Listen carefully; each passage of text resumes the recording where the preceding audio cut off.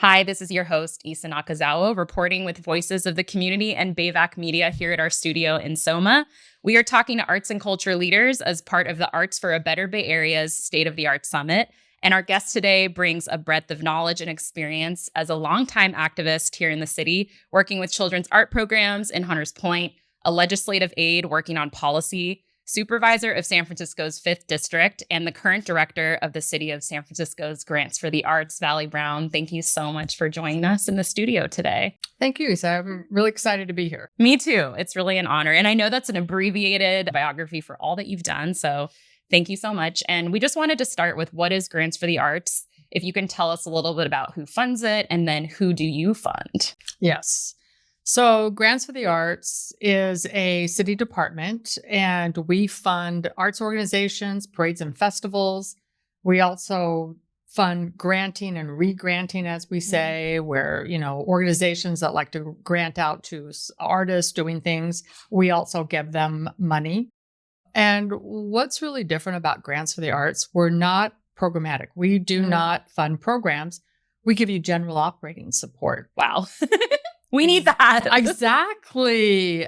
It's really difficult to get general operating support anywhere. Most foundations, city departments, they fund programmatic. And so we are a special little niche that no matter what you do in the arts, we'll give you operating support, general operating support. So that means you can pay a staff member, you can pay artists, you can pay a stage manager, you can pay your porta potties if you're a festival. So we don't care about that. And who we fund, most of our organizations, probably about 75% of our organizations are organizations that their budget is under $1 million. So amazing. It's small and mini. We call our mini under $500,000, their annual budget. So those are our biggest pot of organizations that we fund, but we also fund the large organizations, as we call them, our megas, which is the opera, the ballet, the Museum of Modern Art, Exploratorium. So those, and then everything in between. Wow. So it's quite comprehensive what you fund. Very comprehensive. Last year, we had 317 applications. It was the largest amount Grants for the Arts have ever received. Which makes sense. Yeah. Yes. And we opened it, and we completely restructured and opened up fair granting practices. So that really gave people an opportunity that had never had a chance for city funding, and especially through Grants for the Arts, to apply for funding. Can you elaborate on that for someone who's listening who might not know, what is a fair? So in the last few years, I think we've seen a lot of examples in the city where people were funded or contracts were given out that wasn't a fair granting process. Okay. A lot of times departments would fund organizations that they knew, or that was a friend, and the city has really stepped back and taken a look at these practices, and things have happened because of those practices in the city. So we really changed that model that everything has to be fair. Mm-hmm. And so when you're talking about fair granting process, it means that you open it up for everyone. Mm-hmm. So when we have a grant cycle, in the past, at Grants for the Arts, if you had received a grant, that you were pretty much guaranteed you would get that grant, right? The next year, which was great for stability. Right. But the problem was it locked out a lot of organizations. Yeah. And when I came in, it was one of those things you could tell it locked out a lot of organizations, and especially organizations in historically underfunded communities. Of course. So we started turning the dial, and they started turning the dial in 2020. And we've just been turning that dial to really address that. Yeah, I'm curious if both the pandemic and the racial reckoning was exacerbating some of those pre-existing kind of inequities in the process, which I think apply across so many sectors that you and I both know as educators. That happens in schools too, with tenured positions, where it's a complex matter of wanting to provide security and stability, but also wanting to make sure that there isn't kind of any gatekeeping happening for new emerging folks. So I'm curious if those factors exacerbated anything or kind of opened up some of those things for us to look into and dig deep and, like you said, refine and fix. I think 2020 and a lot of the things that happened in 2020 opened people's eyes up more. And I think with some of the social justice things that were happening, and we were all sitting in our living rooms because it was the pandemic. Yeah. And we all started thinking, well, how do we do things and why are we doing those that way, right? Is it the right thing to do? And it started a conversation. And I think that really started conversation. I know before I became director of Grants for the Arts in 2020, Grants for the Arts and was led by Matthew Godey, the former director. He started having listening sessions with the grantees and opened it up to even organizations that had never received a grant from Grants for the Arts, arts organizations.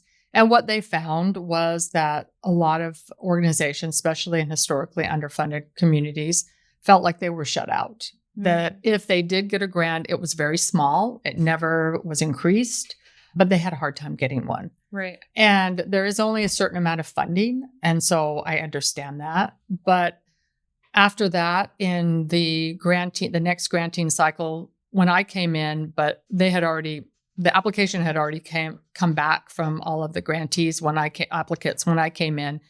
But that's when we started moving that dial and started to look at and score. Grants for the Arts never scored applications before that. It was just like you wrote an application. Wow. If they knew you or whatever criteria, you would get a grant. Yeah. So now we started scoring applications and we started having priorities and letting people know there are priorities that we're looking for and this is how we're scoring. Right. Like explicit process instead of like implicit bias or relationships. No, the relationships I think were a big one. And I get that. I really get that. We had staff that had worked there a long time that knew a lot of the arts organizations. And that was really important. And they were so supportive of the arts and great people.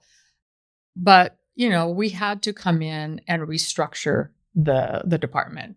And that meant fair granting process for everyone. Yeah. So every year, it was on an even playing field of you could get a grant. Before we started the interview, we were talking about the pace of change and how it takes, upwards of 10 years sometimes to see the impact. Do you feel like from where you sit, how do you see the progress in terms of the application or the implementation of these things? Because it is pretty recent, right? Like we're only in 2023 in the summertime. So I'm curious, like where you feel like we're at in this process. Well, it's been the last 2 years that we have really turned that dial even more, right? The last 2 granting cycles. Got it. We just finished a granting cycle just recently. We will be announcing end of August the awards. So we have really turned that dial. And any kind of bureaucracy, as we were talking before, is so slow and it's very difficult. And I've had a lot of experience with that. Been in the trenches, tried to change things in a city bureaucracy, government bureaucracy. But with this, I feel that, and we had our elected officials also felt it was really important to turn that dial, turn the dial on equity, turn the dial on community impact, turn the dial on economic impact, and really say, okay, what are we looking for when we fund organizations? How do they play into our economic impact? Because right now that's huge, our economic impact in the city. And this granting cycle was 50% of your score was your economic impact. But how is that measured? I'm ignorant, so I don't know like how that's qualified or even quantified. Yeah. How many San Francisco artists are you hiring? How many staff do you have that live in San Francisco? That's a big one because we know that a lot of our artists have left San Francisco because it's so expensive. And break the fourth wall. Yes. So we're like, okay, we know that we have a lot of artists from all over that work in the city, that work, are part of our great arts organizations. But we also know that we kind of have to stop the bleeding of San Francisco artists leaving. So how do we do that? We have to make sure they have money to pay for living in San Francisco. That was one of our steps. And then how many events do you have in San Francisco? That was a huge one. We have many organizations that maybe would do 1 or 2 events in San Francisco, But then a lot of them travel, and we get that. They travel, they do performances or whatever they do all over. But we had to say, especially right now in this economic situation that San Francisco is in, we had to drill it down to, we're going to fund organizations, or we're going to fund you a certain amount of what you're doing in the city. Absolutely. And just zooming out for a second, we started with, your biography where you came here as an artist, and then you've just had this braided this really dynamic career and personal trajectory. And so I'm curious, how you went from artist to, I know it's never a linear line when you're living it, but when you move backwards, you can connect the dots. But yeah, how do you kind of find yourself in this particular role after all of the myriad of roles that you've held? What drew you to being in Grants for the Arts in the specific role that you're in now? Well, I've always been interested in arts. I was an artist when I moved to the city in the late 80s and, lived with a lot of different artists and in all the warehouses back then in San Francisco. We used to get these old warehouses and turn them into living space, studios. And then the earthquake hit and we were all wiped out of there. And, Wow. and I mean, it's South of Market's totally different now. And all of the different buildings. I used to live in a warehouse that was under the freeway Wow. when the earthquake hit.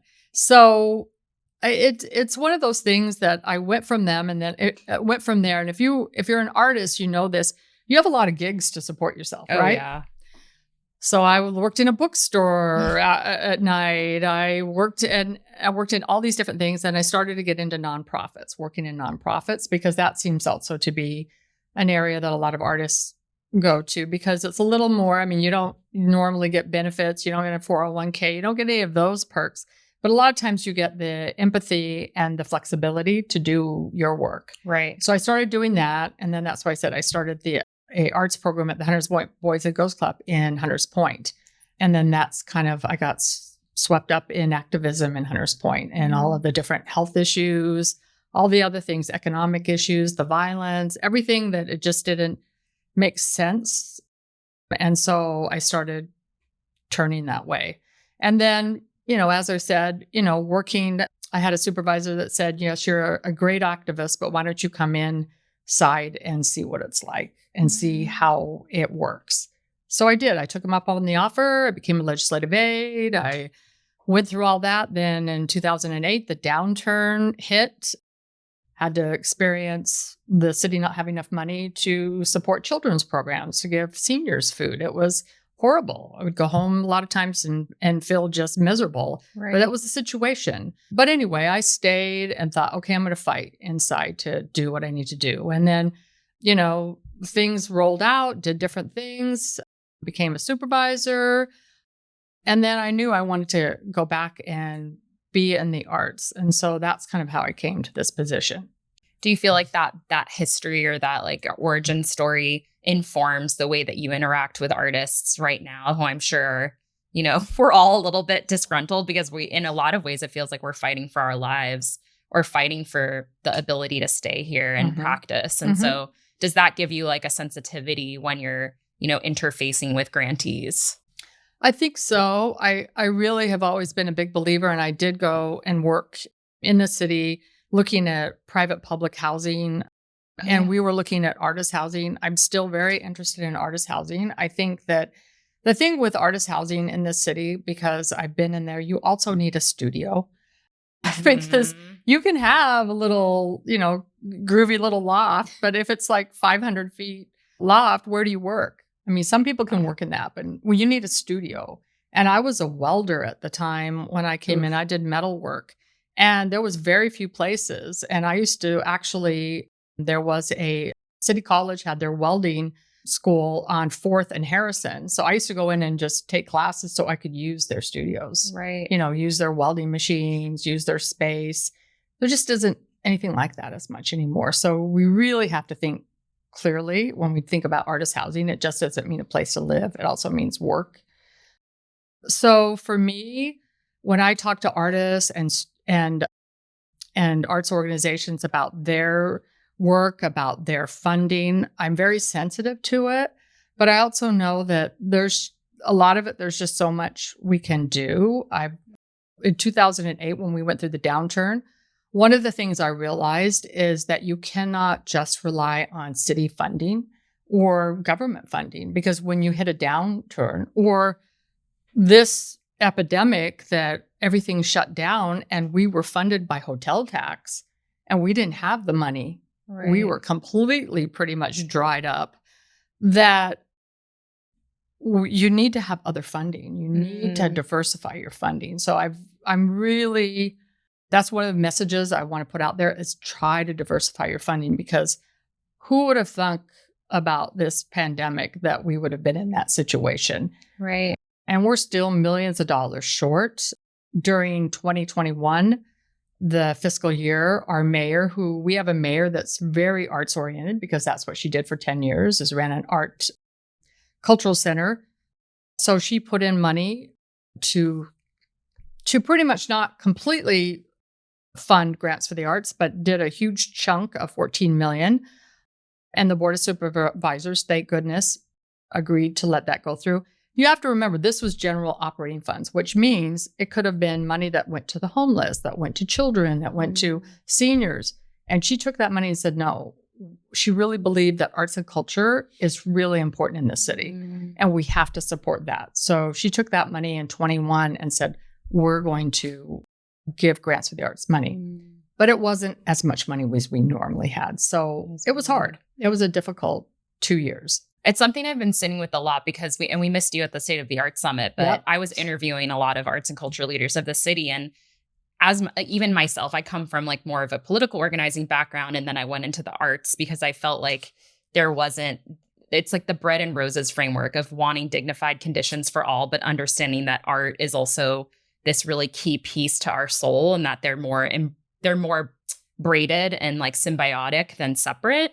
But I think it's something I'm thinking about a lot right now, because I work in San Francisco. I work at 9th and Mission 3 to 5 times a week. And so I'm confronted with these, like, you know, when it comes to city funding, I'm confronted with the push and pull of priorities, when I do feel oftentimes as an artist that I'm getting funding that's going away from like houseless folks, or for going away from direct service, because often we're pit against each other for funding.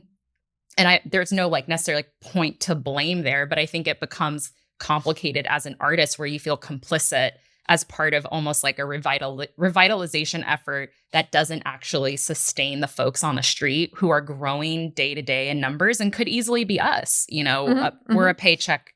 Well, I can speak for myself. You know, I don't come from money. So it's like I'm a paycheck away from that reality.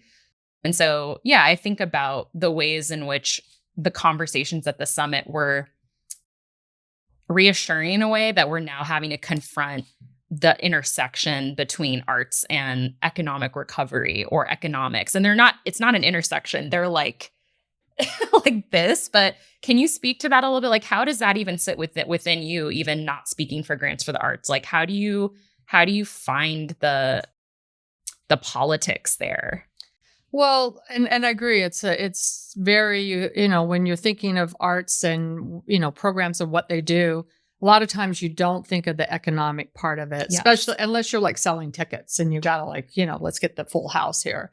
But with Prop E, which was the hotel tax that passed with, you know, over 70% vote in the city, that the arts were always they would have that money from the hotel tax. We wouldn't have to compete, and we wouldn't have to say we're taking money away from, you know, homeless services or children's services or elderly services.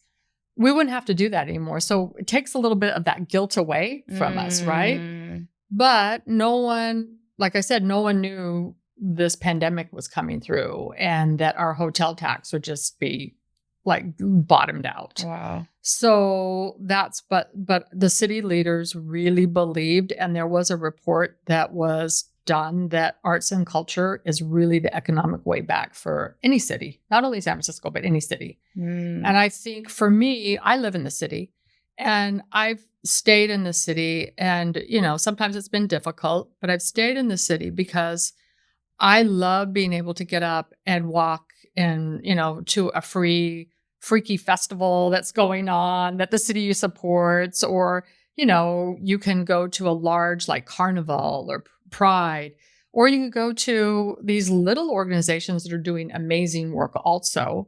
Right. And if you have world-class museums and opera and ballet, and you can't really get that unless you're in a city, right? Right. And we have people come to the city for that. And not only people, artists that travel and to work in the city, because this is the place to work. Mm-hmm. So I really believe that arts and culture is our way back economically. I really believe that wholeheartedly. And I just feel that, we should be supporting our arts and culture as much as we can, because I feel that this is going to bring people into the city, whether that's tourism, people from the Bay Area, or just getting us out of our sweatpants that live around here, and out from our computer and unplug our Netflix IV and get out. So I really, truly believe that. Yeah, that's interesting. I've been interviewing local artists more in this neighborhood, and we've been talking about like a lot of arts organizers feel this pressure to stay hybrid for really profound reasons like accessibility and trying to be, very responsive to the realities. But I also feel like with the live, there's something about coming together in person that's also essential to community. Like for me, you can have digital communities, you can have these hybrid communities, and they're not distinct from, but I think without events or without live activations, we're still pretty alienated and isolated, and it's not necessarily helping us reconnect to even ourselves. Agreed. Yeah. Agreed. And I know you were going to speak at the State of the Art Summit about Prop E, and you just kind of went into it, but like, what is the kind of the state of it right now? And I know you were going to share a little bit more in depth about it at the State of the Art Summit. Like, is there anything left for you to share about it or where it stands? Yeah, and I'm so sorry and disappointed I missed the State of the Art Summit but you would not have wanted me there. I was sick. I didn't have a voice. Oh, no. No voice. But I was a mess. And so I really was disappointed to miss it. A lot of my friends and colleagues were there, and I heard it was great. But yes, Prop E. So, we're still not where we were. And a lot of it's because of conventions and those things coming into town and staying at hotels. We're better than we were a year ago, especially better than we were 2 years ago. But we still don't have where we were in like 2019. This year, the city had said to us, you have to fund just on Prop E, because they had been giving us some general funds. They gave us a huge chunk of general fund. And then last year that we had some. But this year they're like, because of all the needs and things that are happening, they said you need to like live within your means kind of thing. And so you have this much money to grant out, which was about 14 million, which is a lot lower, but it's something that we have to do. There's just no way around it. And Prop E still gives us that guaranteed that as long as we don't have another catastrophe where we don't have visitors here going into hotels, it still gives us that guarantee we're going to have funding, some kind of funding, but we have to prioritize. Got it. And can you speak to the Proposition E, the Arts Impact Endowment funding component that I know is informed by a lot of the, community arts folks? So like, how do they get involved and informed in that process? Well, I think there's different things, there's different places to go. For us, for me and our department is we keep a temperature on where the funding is on Prop E, right? And what we need to do. I know that John Moscone and others have been really being activists to organize people, to get them to push for certain funding and push for priority funding. For us, I'm much more, as a city funder, I step back a bit, but I also look for other ways that we can get funding, whether that is state funding, federal funding, all of those things that I think that would be really helpful. And I know there's different groups, and you can get online and look for those, that if people want to get involved in that. We always need people we had lined up people to speak when we were looking at getting fund, trying to get the general fund for what was 2 years ago. And no one even had to speak because all the board of supervisors at that meeting, at the budget meeting, said, yeah, let's do that. But you have to get ready to be that activist. Maybe go to the state to really reach out to our national, our federal leaders, our Nancy Pelosi or Dianne Feinstein, all of them, to say, we really want you to push this initiative and funding. I think those are things that there are groups that are getting that together and making sure that people have that opportunity to put their voice in there. Because the arts has always been a target, and especially you get certain groups and certain political figures in that they take a swipe at the arts.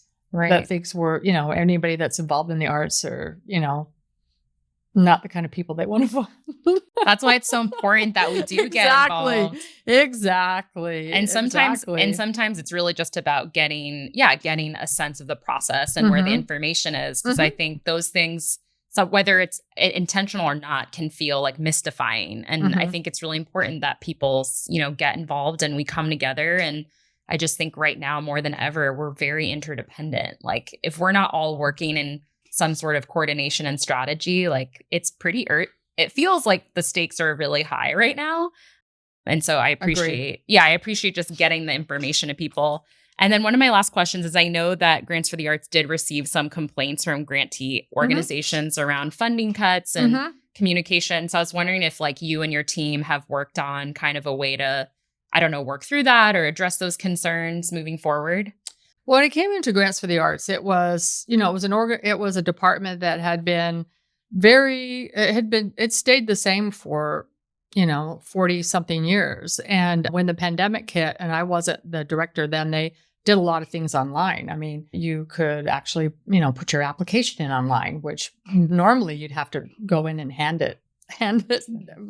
deliver it before 5 p.m. on some random day. And so when I came in to restructure it, that there was a lot of things that need to be restructured, not only fair granting process, but I looked at the application that they had for the year I came in was like this 3,000, 4,000 word narrative, the questions. And I'm like, who has the time at an arts organization to put those kinds of narratives together? So we cut the questions down. So we've been really working to restructure the program. I have a lot of new staff, really smart staff, way smarter than me. And they're looking at making, because compliance is really difficult in the city. Where can we make it easier for grantees, right? Because we want artists to do what they do best. And writing grants and submitting all their compliance is like the worst thing that you could do. And I totally get that. So we're trying to make it simpler. As far as communications, no one likes change. And I know that. I don't like change either a lot of times. We all are uncomfortable with change. And one of the things I always felt with the city, and I say this all the time to my staff, is that I think outreach and communications in the city is one of the hardest things that we can do. And it's also one of the worst areas that we're really horrible with it. I mean, it's just because we have for us, we have such a large group of applicants and funding people we fund. We mainly do it with email. And a lot of people don't read all their emails that you send, right? So I really I think that's a fair analogy or critique. And I feel like there's room for us to get better. And I really believe that. One of the things that we did this year with this application, we held application workshops, we held office hours, last year we did workshops of anyone that was funded low. They got funding, but they got funded low. I last year said I would meet with every single person if they were defunded and have a conversation, whether that's, and so did my staff. So we really try to communicate what's happening, but it's hard when things change radically. It's very tough. Yeah. And especially with the equity piece, we've had a huge issue with that. And I get it.